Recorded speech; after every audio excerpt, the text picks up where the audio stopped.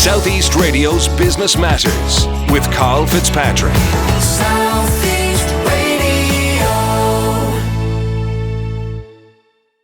Good morning, I'm Carl Fitzpatrick and welcome to Business Matters. Well, during COVID-19, Loylap, an Irish loyalty platform, partnered with Facebook to help SMEs to generate much-needed revenue during the lockdown. Patrick Garry, the co-founder of Loylap, joins me now to discuss the loyalty platform and its recent high-profile partnership with the social media giant.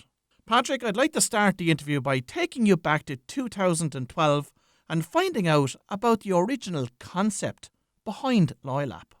Good morning. Thanks very much for having me, Carl. We started Loylap back in 2012. It was started by my co-founder, Conor O'Toole, and I.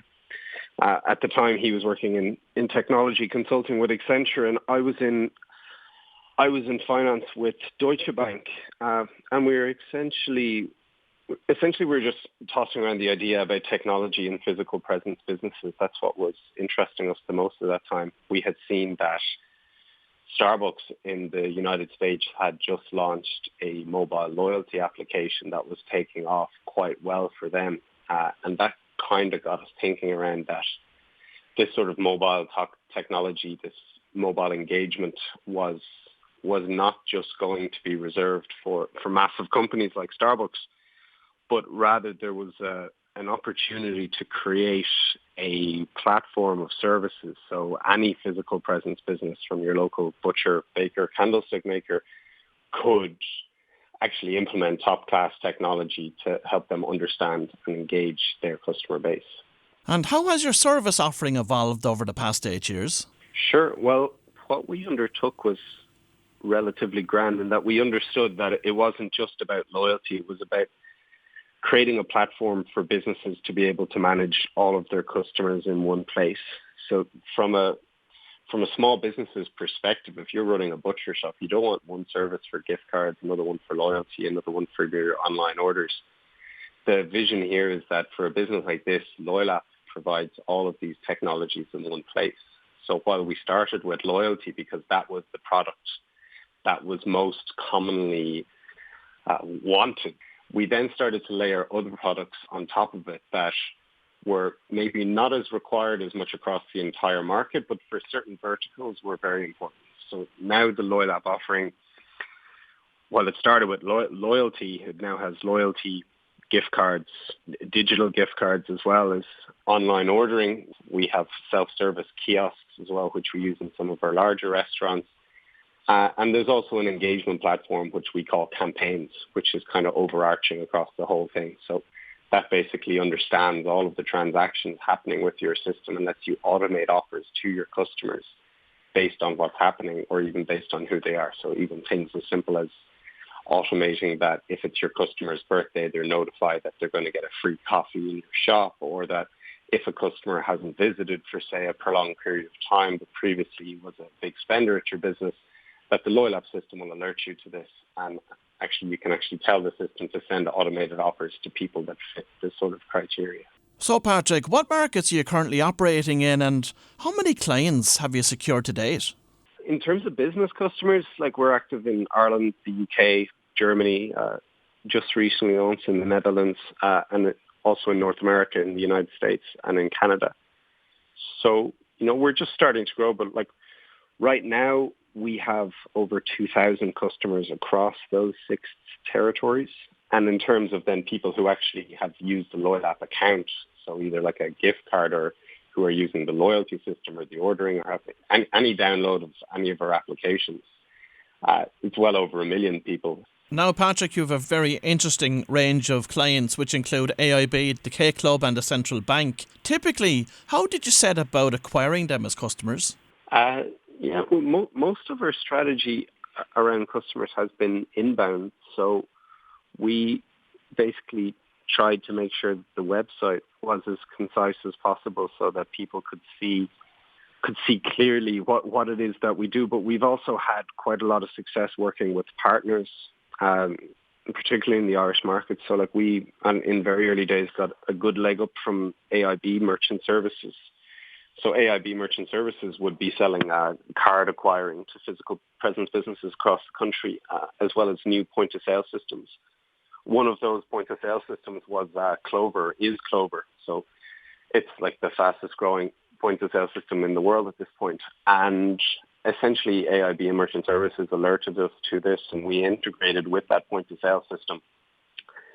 So from then on in, whenever a client would come to them and say that they had a particular need for loyalty or gift cards or anything like that, AIB Merchant Services would put them in touch with us. So it was very much a good support system we had from some other Irish businesses who were a good bit further down the line than we were. And have you considered working with marketing companies that might also be dealing with a lot of these retailers? We've tried to do a number of different partnerships. That's really how we've grown in different territories. So marketing agencies are a very good one because the larger clients tend to come to them looking for solutions. So they, looking for loyalty solutions or customer engagement solutions. So the more we can work with brand consultants and marketing consultants and general business consultants like that, the better it's going to be for us, because if they're familiar with our product and the benefits that it can bring to retailers, well, then we certainly want them educated on what it can do. So if the retailers come to them, that we're one of the first things that comes off their lips when asked about customer engagement and customer loyalty. Now, you have been involved in the loyalty business now for over 8 years. Over that time, you've had great insights into over 2,000 companies that are trying to build loyalty within their own businesses. From your experience and insights into this area, Patrick, what are the keys to building loyalty? Sure.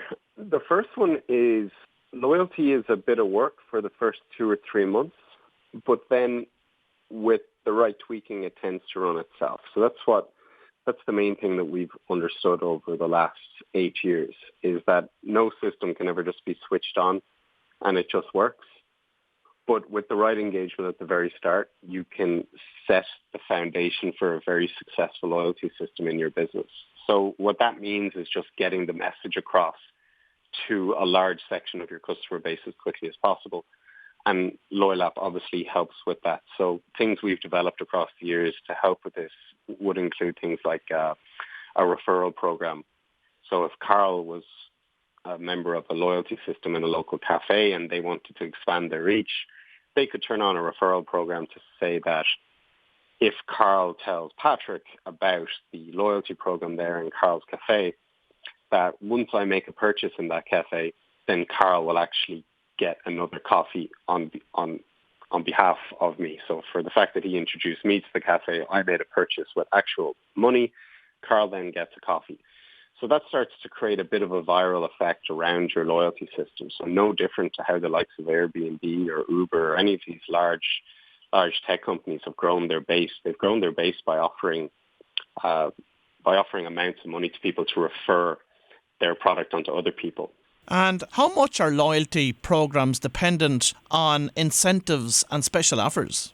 There's a couple of schools of thought on this, but one would be entirely. Because loyalty has always been a quid pro quo relationship. So from Tesco, who are arguably the biggest pioneers of the loyalty system, or as we know it today, from the early 90s, in conjunction with a data analytics company called dunnhumby that they subsequently purchased because of its importance to them. And the deal, as it were, always is that the consumer is willing to securely give their information to a retailer in exchange for products and services at a discount. Now, Patrick, the reason I've asked you to join us on this morning's programme is to discuss the idea which Loylap came up with to assist SMEs during the current crisis. Provide us with an insight into it. Sure. When the rhetoric around coronavirus started changing at the start of March, middle of March, and it was clear that businesses were about to start closing, we just started to have a few internal discussions inside Loylap to see, well, what can we do now that the majority of our businesses, who are all physical locations, we don't really have any online-only customers. now that all of our customers are closing their doors, what are we going to do to support them? How's our technology going to help them if people can't get inside? So we already had some technology that was beneficial for this, gift cards and digital gift cards.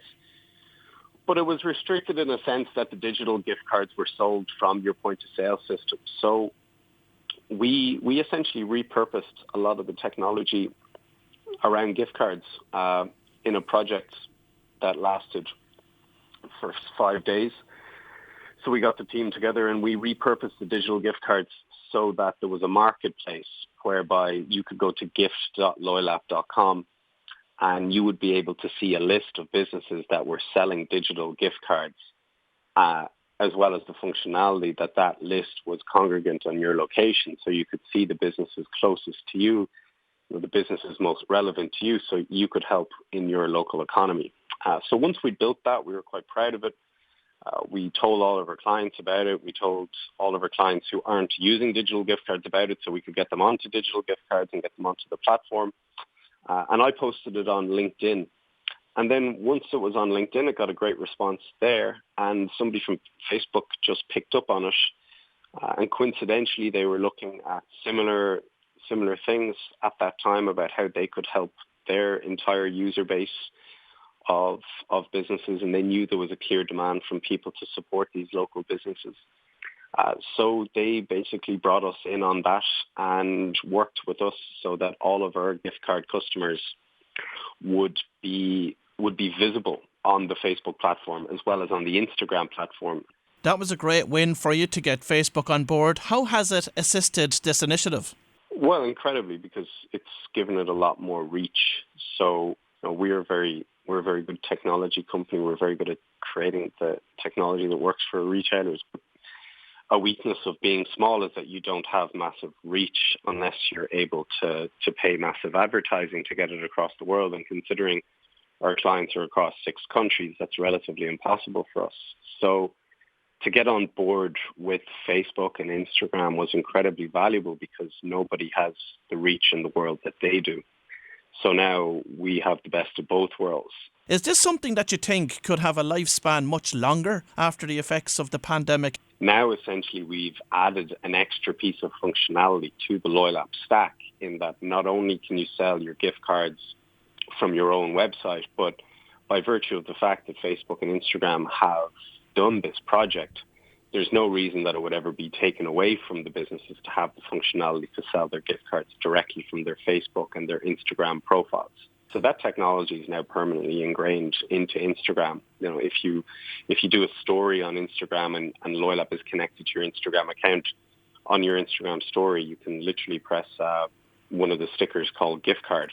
And if a customer presses that on your story, it will take them straight to the URL to actually buy a gift card. So what Instagram have done now is essentially added another engagement layer onto their service. And finally, Patrick, what are your long-term growth objectives for Loylap? And is it your intention to grow the business to keep it or to sell it? It's always been our intention to just grow the business to make it the best possible business that it can possibly be. So we've never thought about selling it in that sense, because if you sell it, or if you're thinking about selling it, or if you're thinking about anything like that, then you're not actually building the best product. The vision for the Loylap product is that we essentially want to be the brain of a physical presence retailer, in that we understand that you may be the best baker in the market. You may have the best coffee in a particular town, and that's excellent. And that's what a business's core focus should be on. It should be on the actual product that they're making. Loylap's aim is to augment that, because the stuff that we do is a generalization across the market. The stuff to keep your customers happy as a coffee shop are the exact same stuff in a sense as a baker. The product is just entirely different. So Loylap wants to be in the position that we can help you to manage all of your customers, and that we can do the mobile experience for your business, the mobile payments for your business, and essentially we want to help businesses have a customer management system so all of their customers are in one place and all of the marketing and all of that sort of stuff is all automated and easy to do so that the business gets more time to focus on what they do best. Well, if you've just tuned in, that was Patrick Garry from Loylap. And this initiative, with the backing of Facebook, deserves to be commended. Southeast Radio's Business Matters with Carl Fitzpatrick. South